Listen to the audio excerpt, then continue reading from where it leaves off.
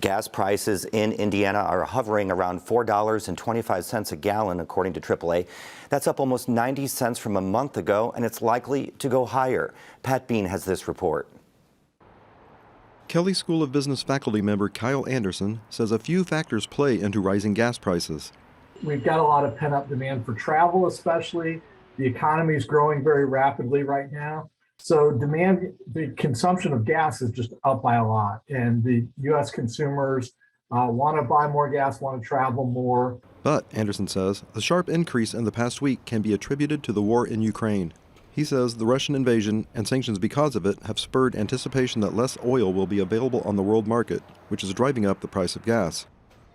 In the U.S., the average price is $4.33 a gallon, which tops the previous record of $4.10 a gallon set in the summer of 2008.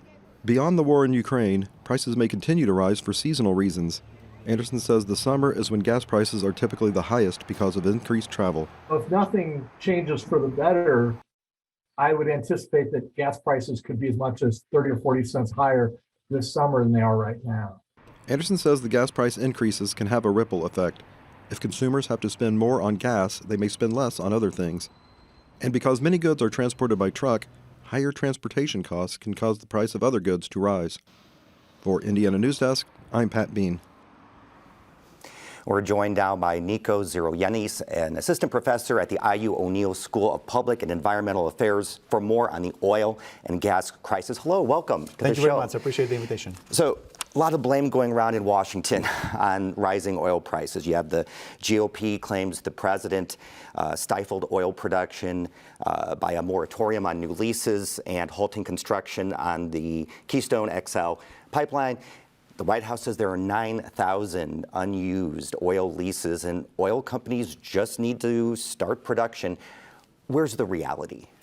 One thing to keep in mind is that oil markets are global markets, right? So the U.S. is one of many producers of oil and one of many consumers of oil. So any additional oil production that's going to come out of the U.S. will have some impact in reducing oil prices, but that impact will be spread across the globe, right?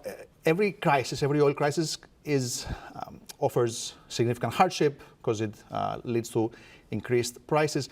It's also an opportunity, right? An opportunity to decide that we have to move away from oil if we want to be truly energy independent. And by moving away from oil, I mean converting to a transportation fleet that relies on electric vehicles, that completely reduces its reliance from oil by emphasizing internal combustion engines, right? We need to electrify the transportation fleet, and that means providing incentives for electric vehicles, expanding the network of electric charging stations so that more people can drive EVs.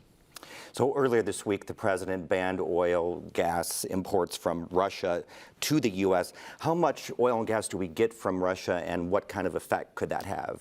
So we get about 8%. So out of all the oil we import in the U.S. last year, 8% came from Russia. Compare that to about 51%, which is the oil that comes from Canada.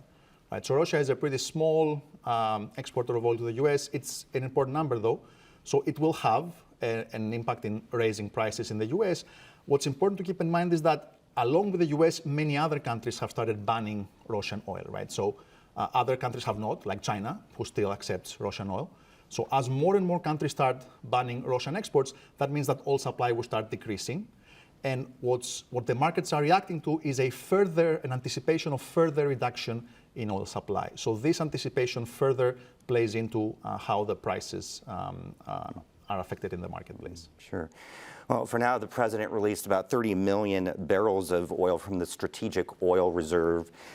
Is this simply a matter of companies and nations ramping up production? Exactly. So everybody's trying to ramp up production. There's a debate whether OPEC, the Organization of Petroleum Exporting Countries, whether they will increase production. So from the supplier side, there's a conundrum, right? On the one hand, you want prices to increase because that increases your profits and your revenues. But as price increases, that potentially increases your competition, right? We saw that in the 1979 oil crisis, where other countries started exploring for oil in order to boost their own production. So for every supplier, there is a bit of a balance that they have to trend in terms of, are they willing to release more oil, or are they going to wait, keep the oil in the ground, and be happy to rein in the profits that come from higher prices? So it's about 30 seconds left, but let's look back at the pandemic. How much that hold back production? That held back production a lot. Remember that in April 2020, we saw oil trending in negative prices, meaning there was too much supply. Nobody was commuting, nobody was using oil. So that definitely put the brakes on oil production. Suppliers responded to that by adjusting their plans. And now suppliers again have to adjust their production schedule based on this increased demand that we see. Professor, thank you very much for being here. Appreciate your time. Thank you.